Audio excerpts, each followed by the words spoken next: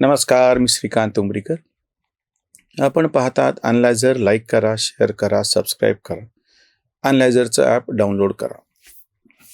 Times of इंडियामध्ये एक फार छान लेख स्वामीनाथन अय्यर यांचा आलेला आहे आणि त्या लेखाचं शीर्षक असं मी तुम्हाला वाचून दाखवतो. Can J and K historic Ranji Trophy triumph heal old wounds in the valley. Ranji क्रिकेटमध्ये काश्मीरचा संघ विजेता ठरलेला आहे आणि त्याच्यामुळे ह्या विजयामुळे काश्मीरच्या ज्या जखमा आहेत त्या भरायला मदत होईल का? Heal old wounds in the valley असं त्यांचं शीर्षक आहे. खरंच विचार करायला लावण्यासारखा प्रश्न आहे की त्यांनी जी काही आकडेवारी दिलेली, 2-3 फक्त मुद्दे मी तुमच्या समोर ठेवतो. जवळपास 67 वर्षापासून जम्मू काश्मीरची टीम रणजीत खेळते आहे आणि ह्याच्यामध्ये एकूण 334 Ranji trophy matches over 67 years and one only 45. फक्त एकूण 334 त्यांनी सामने खेळले आणि त्याच्यामध्ये फक्त 45 त्यांनी जिंकलेले आहे. 44 वर्षाच्या नंतर त्यांना पहिला जो विजय मिळालेला होता, आधीची गोष्ट आहे. आणि आता मात्र त्यांनी एकापेक्षा एक मोठ्या संघाला हरवत आणि त्याची त्यांनी नावं दिलीत. राजस्थान, हैदराबाद, दिल्ली, मध्य प्रदेश, वेस्ट बेंगॉल आणि सगळ्यात शेवटी 7 वेळा विजेता ठरलेल्या कर्नाटक संघाचा त्यांनी पराजय केला, असं ते त्यांच्या लेखात सुरुवातीला उल्लेख आहे. बाकी तर फार सुंदर मांडणी त्यांनी केलेली. एक जो मुद्दा आम्ही सातत्यानं तुमच्या समोर ठेवत होतो की जम्मू आणि काश्मीर 370 हटल्याच्या नंतर तिथली परिस्थिती काय आणि कशी आहे. त्या ठिकाणी वेगवेगळ्या भारतातल्या इतर कर्मचाऱ्यांच्या बदल्या केल्या जातात, तुम्ही तिथं राहा म्हणून. सर्वसामान्य नागरी जीवन सुरळीत होण्यासाठी प्रयत्न केले जात होतं. 370 हटण्याच्या आधीच स्थानिक स्वराज्य संस्थांना मोठ्या प्रमाणात निधी दिला गेलेला होता. त्यांचे निवडणुका घेतलेल्या होत्या. एक वातावरण अनुकूल करण्याच्या दृष्टीनं आधी काम केलं गेलेलं फार मोठ्या प्रमाणामध्ये आणि तो निधी पोहोचला. तिथल्या ग्रामपंचायत पातळीवरची काही कामं झाली आणि तो निधी सरळ सरपंचाकडे गेला, राज्य सरकारच्या मार्फत गेला नाही. मग लोकसभेच्या निवडणुका झाल्या, 370 हटल्या गेलं. तिथं विधानसभेची निवडणूक झाली. 4 वर्षापूर्वी तिथल्या पर्यटनाला कशी गती मिळाली हा अनुभव मी स्वतः तिथे गेलेलो असताना, कुटुंबियांसकट आम्ही एकूण 14 जण होतो. त्याच्यात लहान मुलं आणि मोठे माणसं असे सगळेच होते त्याच्यामध्ये. आणि तेव्हा आमचा आलेला अनुभव, 2-1 कोटीपेक्षा जास्त पर्यटक कसे आलेले आहेत आणि केवळ हॉटेलच नाही तर होमस्टे पण फार मोठ्या प्रमाणामध्ये त्याला प्रतिसाद कसा मिळालेला आहे, भरून वाहत आहे. त्याच्यानंतर पहलगामचा हल्ला झाला आणि ज्या पद्धतीने त्याच्या विरोधातलं वातावरण, मग ऑपरेशन सिंदूर आणि पुन्हा एकदा हे सगळं ढवळल्या गेलेलं होतं. काही सरकारी कर्मचाऱ्यांची हत्या झाली तिथे. त्याच्यामुळे पण एक नकारात्मक वातावरण तयार केलं गेलेलं होतं. आणि आता काश्मीरवरती बहिष्कार टाका, काश्मीरमध्ये जाऊ नका पर्यटनाला, असे सगळं सुरू झालेलं होतं. या पार्श्वभूमीवरती आता जेव्हा रणजी क्रिकेटमध्ये काश्मीरची टीम विजेती ठरते आहे, ही जी बातमी आलेली ती सकारात्मक कशी आहे तुम्ही लक्षात घ्या. नेमकं ह्याच वेळेस इराणचं खोमेनींची हत्या झालेली आणि कट्टरपंथी इस्लामी राजकारण किंवा आतंकवादाचा जो सगळा खेळ होता तो कसा आता हरत चाललेला आहे, त्याला कशा मर्यादा पडत चाललेल्या आहेत, हे चित्र एकाकडे येत आहे. 6 वर्षाच्या नंतर काश्मीरमध्ये पहलगामचा अपवाद जर सोडला, अगदी जात म्हणजे धर्म बघून मारला गेलं तेवढा एक अपवाद वगळता मोठ्या प्रमाणामध्ये शांतता प्रस्थापित होण्यास मदत झाली. नुसती शांतता प्रस्थापित होऊन भागत नाही, 2-3 गोष्टी मात्र स्पष्टपणे व्हावं लागतात. एक तर नागरी जीवन सुरळीत होणे, लोकांची रोजची कामं, शाळा नियमित स्वरूपामध्ये सुरू होणे, बँक आणि बाकीचे सगळे व्यवहार चालू होणे, व्यापार उद्योग सुरळीतपणे चालू होणे, ही एक फार महत्त्वाची गोष्ट असते. दुसरा जो भाग असतो कला, साहित्य, संगीत, ते सुरळीत झाल्याच्या नंतर ती त्या समाजाच्या निरोगीपणाचं लक्षण म्हणून समोर येतं. त्याचाच एक दुसरा भाग आहे क्रीडा. काश्मीरमध्ये तिथली जर क्रिकेटची टीम अशा पद्धतीनं जर एक विजेता ठरत असेल तर तो एक शुभ संकेत आहे की त्या ठिकाणी खिलाडू वृत्तीचं सगळं वातावरण आता सुरू झालेलं आहे किंवा सुरू होऊ शकतं किंवा सुरू होण्याचं ते एक सुचिन्ह आहे. आपल्याकडं फार जण असं म्हणत होते, आरडाओरडा करत होते की 370 हटलं तर खून की नदी आ बहेगी, महबूबा मुफ्तीचं ते वाक्य आहे, किंवा तिरंगा उठाने के लिए कांधे भी नहीं रहेंगे. सगळ्या पद्धतीचं अतिशय वाईट पद्धतीनं. आणि ज्या लाल चौकामध्ये फक्त रक्त आणि रक्तच वाहत होतं त्या लाल चौकामध्ये आता नियमित स्वरूपामध्ये तिरंगा कसा फडकतो आहे. आणि 26 जानेवारी 15 ऑगस्टच्या निमित्तानं सांस्कृतिक वातावरण अतिशय सांस्कृतिक कार्यक्रम अतिशय चांगल्या पद्धतीनं कसे होतात हे चित्र आहे.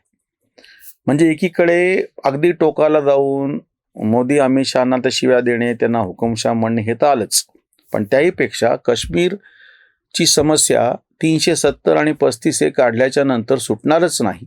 त्याच्यामुळे जे काही काश्मीरियत नावाची गोष्ट वाटेल ते सांगितलं गेलेलं होतं. आणि ज्या कोणाला काश्मीरी काय संस्कृती, काश्मीरी भाषा आणि त्या सगळं मुसलमानांचं कसं महत्त्व आहे तिथे हे सांगत असताना त्याच्या पूर्वीचं जी संस्कृती होती त्याच्याबद्दल मात्र हे बोलत नव्हते. म्हणजे 300-400 वर्षाचा इतिहास यांना महत्त्वाचा वाटत होता आणि 3-4 वर्षाचा इतिहास मात्र तो त्यांनी पूर्णपणे फेकून दिलेला होता. मार्तंडा सूर्य मंदिराचं तो उदाहरण मी आवर्जून याच्यापूर्वीच्या 2-4 व्हिडिओमध्ये सांगितलं, आताही परत सांगतो.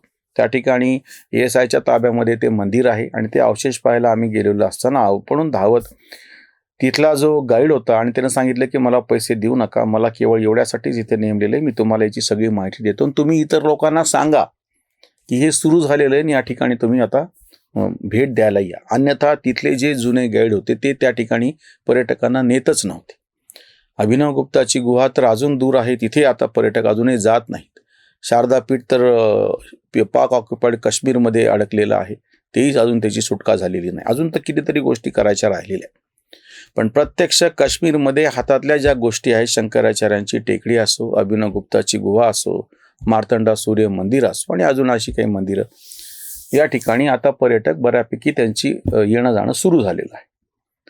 आता ह्या बातमीमुळे आणि स्वामीनाथन अय्यरनी जे विस्तृत पद्धतीनं लिहिलेले तुम्ही जरूर वाचा. तुमच्यापैकी जे कोणी नियमित स्वरूपात इंग्रजी वर्तमानपत्र वाचत असतील त्यांना तर माझा आग्रह आहे की तुम्ही स्वामीनाथन अय्यर यांचा लेख वाचा. जे एक सकारात्मकता ते सांगतायत, खेळामुळं जी म्हणजे ज्याला आपण खेळाडू वृत्ती असं म्हणतो किंवा क्रीडा संस्कृती म्हणतो, ती पण एक फार महत्त्वाची गोष्ट आहे समाजाच्या निरोगीपणाचा पुरावा देण्यासाठी. म्हणून जसं व्यापार एक महत्त्वाचा आहे, साहित्य संस्कृती एक महत्त्वाची आहे, बाकी सामाजिक उपक्रम महत्त्वाचे आहेत, सण समारंभ उत्सव हे जसे महत्त्वाचे आहेत तसं क्रीडा प्रकार सुद्धा महत्त्वाचे आहे. अजून एक मला गोष्ट आवर्जून सांगायची आहे. 2-3 दिवसापूर्वी शहागडला सुफी मुस्लिम पण महानुभाव असलेल्या शाह मुनी यांच्या कबरीवरती समाधीवरती आम्ही जाऊन वसंतवाणी अर्पण केली आणि त्याच्यामधून जो समोर आलेला मुद्दा होता, भारतीय मुस्लिम आणि त्यांची श्रद्धा, त्यांची आस्थाविषय, त्यांची भक्ती एक वेगळाच विषय. काश्मीरमधले मुसलमान हे काही मूळचे मुसलमान नाहीत, ते हिंदूच आहेत. त्यांनी केव्हा तरी धर्म परिवर्तन केलं, पण ते सगळं झालं तरी त्यांच्या मनामध्ये असलेली जी श्रद्धा आणि जो भक्तिभाव आहे आपल्या आपल्या आराध्य देवतांच्या बाबतीतला, तो नाही गेला. त्याच्यामुळे ही मोठी परंपरा केवळ काश्मीर नाही, संपूर्ण भारतभर सुफीच्या रूपाने किंवा आपल्याकडे शेख महम्मदांसारखे वारकरी संप्रदायातले मुस्लिम संत, मुस्लिम मराठी संत अशा नावाचं एक राचिम ढेरेंचं पुस्तकच आहे. पद्मश्री डॉक्टर इमो पठाणांनी पण त्याच्यावरती सविस्तर लिहिलेलं आहे. हे सगळे लोक आवर्जून हे सांगतात की ह्या परंपरेमध्ये जे जे लोक आले त्यांना ह्या परंपरेनं समाविष्ट करून घेतले आणि आता त्यांच्यावरती श्रद्धा ठेवणारे म्हणजे शाह मुनींचे जे वारसदार आहेत त्यांनी आवर्जून त्यांची समाधी बांधली आणि महानुभाव संप्रदायाच्या पद्धतीप्रमाणे तो जो दगड होता त्याच्यावरती नागडोळे कोरले, जे प्रत्यक्ष इस्लामला मंजूर नाही. समाधी तर महानुभावांनाही मंजूर नाही. पण आपल्या सगळ्या परंपरेचं हे वैशिष्ट्य आहे की सगळे विरोधाभास सगळे एकत्र करून सगळ्यांनाच काय म्हणता येईल त्याला आदराचं आणि मानाचं स्थान देणे. ह्या सगळ्यातून वेगळं म्हणून एक भारतीय माणूस समोर येतं आहे, ते अशा विशिष्ट पद्धतीनं कुठल्या जात धर्माच्या चौकटीमध्ये अडकवता येत नाही. काश्मीरमधले इतकी अस्वस्थता आणि इतक्या वर्षापासूनचा सगळा जो रक्तपात आणि जे काही अतिरेकी हल्ले आणि आपण ते बघतो, त्या सगळ्यातून तिथल्या तरुणांनी क्रीडावृत्ती जागी ठेवली आणि ही मॅच जिंकून दाखवली. हे फार मोठं विलक्षण आहे. इतका अडचणीचा प्रसंग आहे, इतकं कठीण असं सगळं जनजीवन आहे. निसर्गाची कृपा आपल्याला फक्त त्या उन्हाळ्याच्या काळात दिसते, पण उरलेल्या बाकीच्या जवळपास 6-7 महिन्याच्या काळातली जी अवकृपा असते, सगळा बर्फ आणि त्याच्यामुळे जे सगळं जनजीवन पूर्णपणे खंडित झालेलं असतं ते नाही दिसत. त्या ठिकाणचे जी कष्टप्रद सगळं जीवनाचा भाग आहे तो दिसत नाही तुम्हाला फक्त ते उन्हाळ्याचे 3-4 महिने तिथला फुललेला निसर्ग दिसतो, केशराचे मळे दिसतात आणि तिथलं तुम्हाला पर्यटनापुरतं फक्त काश्मीर आठवतं, पण बाकीचं काश्मीरींची जे कष्ट आहेत ते लक्षात येत नाहीत. या सगळ्या प्रतिकूल परिस्थितीमध्ये सुद्धा काश्मीरच्या तरुणांनी ज्या पद्धतीने क्रिकेटचा हा करंडक, रणजी करंडक जिंकून दाखवला, त्याच्यातून एक फार मोठा संदेश उर्वरित भारताला गेलेला आहे. भारत कुछ बात है कि हस्ती मिट्टी नहीं हमारी, सदियों से रहा है दुश्मन दौरे जहां हमारा, असं जे म्हणतात ते खरंच आहे. जे काहीतरी या मातीमध्ये असं आहे की ते संपवून सुद्धा संपत नाही किंवा त्याला संपवताच येत नाही. या सगळ्या टीमचं मनपूर्वक अभिनंदन, त्यांचे कोच, प्रशिक्षक या सगळ्यांचं अभिनंदन, त्यांना पाठिंबा देणाऱ्या सगळ्या काश्मीरींचं अभिनंदन की त्यांनी अशा पद्धतीनं क्रीडा संस्कृतीची ज्योत जागी ठेवलेली आहे. इथेच थांबूया. धन्यवाद. जागृतीचा विधायक बुरुज